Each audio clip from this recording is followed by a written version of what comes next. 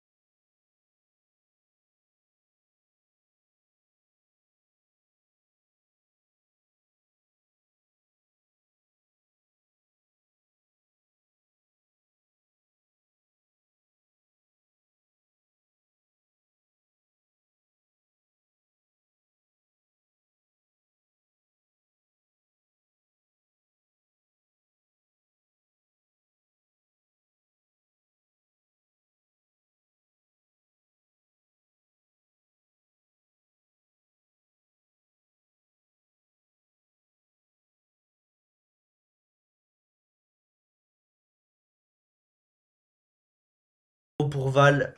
Val ici en terrain, en haut à gauche de la map et Yavoul en bas à droite. Pendant qu'il y a un petit ralentissement sur le PC. C'est parti pour cette troisième game. Alors là, ces deux games qui nous ont été proposés étaient surtout des games assez early, donc il n'y avait pas de macro vraiment de la part des deux joueurs. On voyait qu'il y avait souvent de l'agression constante de la part des deux joueurs et du rééquilibrage au niveau des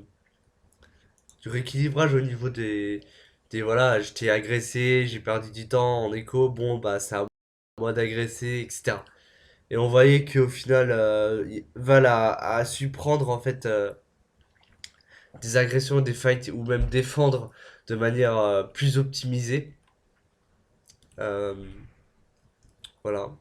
Pendant qu'on voit il part sur une baraque expand, un classique de la part de Yavoul, et une phase B2 de la part de Val, de Yavoul, excusez-moi. Pour l'instant, on voit qu'il part sur un Sand Build, je crois. Un Sand Build. B2 into Sand Build. Euh,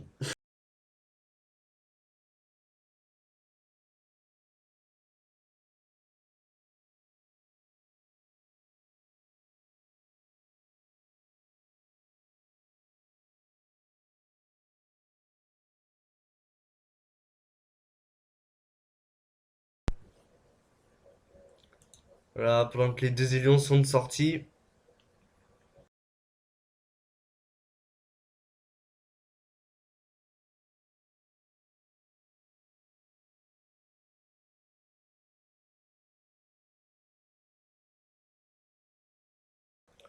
Des Lions sont là pour faire ce contrôle de la map, ce harass,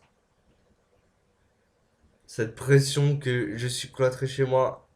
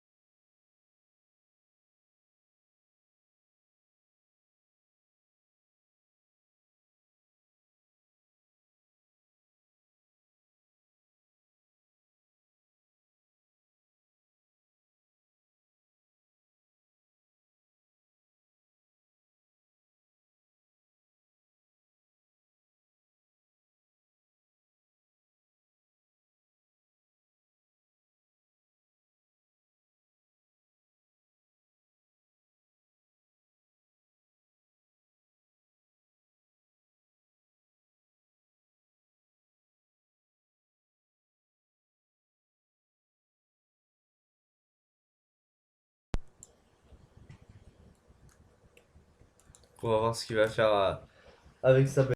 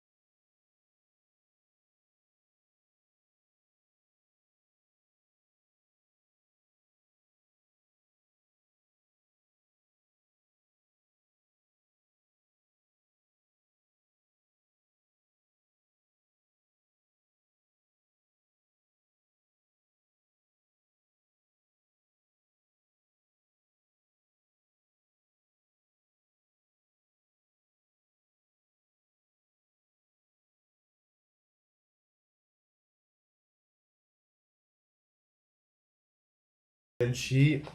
Pour l'instant, il décide pas d'aller sur la B3, il décide d'aller directement sur la B1. Peut-être qu'il veut choper des drones.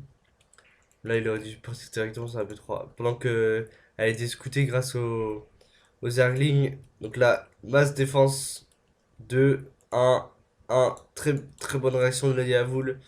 Pas trop de surréaction, c'est très très bien. Pendant que la Banshee va rester dehors. Et on voit un très bon choix aussi de Val de pas trop se commit sur la Banshee, de garder ses Banshee. Donc il en a deux. Et il part sur du Corbeau. Donc là, c'est du full mecha. Corbeau, il va sortir les torts, les tanks. Par contre, là, on voit que chez lui, il n'y a pas grand chose. Donc là, ça serait bien de faire un timing push avec des roaches là.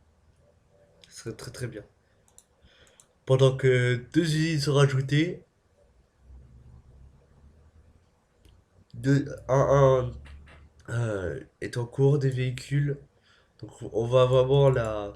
Il part sur quelque chose de méca. Donc on voit la race. Il n'y a pas de défense. Il a perdu trois ouvriers. Pendant qu'on va voir, est-ce qu'il rentre dans la B2? Oh, très bonne. Il voulait mettre les Velling là, mais il les a vus. Pour choper les Helios. Bon, là, c'est pas mal de sa part parce qu'il a chopé tout ce qu'il pouvait à sa portée, c'est-à-dire des Zerglings. Voilà, 5 kills, 6 kills. Ouais, c'est bien rentabilisé tout ça. Voilà. Ok, on va regarder un peu au niveau des unités. Ah, il a repris du retard. Ok, ça redrone, mais il a repris du retard d'un point de vue économique. Yavoul. Pendant qu'un statu quo. Un bureau, ça c'est très bien le bureau. Contre les push là.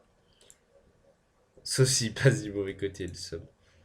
Attention. Ah, ça peut bloquer. Si regarde pas. Ça peut bloquer, mais bon. Pas longtemps au final, hein. Parce que. Ouais, mais là, il y a un peu, il y a pas mal de succès, hein, pour le peu d'unités qu'a Yavoul. Il a chopé pas mal des lions. Ça réduit toujours les dégâts les dégâts pour plus tard. Pendant qu'on voit le run by de Lyon qui essaie de voir s'il y a moyen de gratter peut-être la ressource. Pendant que le muta vient d'être scouté, les griffes foreuses sont recherchées. Donc les Widowmine, la vitesse d'enfouissement des Widowmine. Les Zélions qui sont vraiment en fait au final envoyés à la mort. Ils veulent faire du dégât économique. On va voir comment ça va être géré. Derrière, production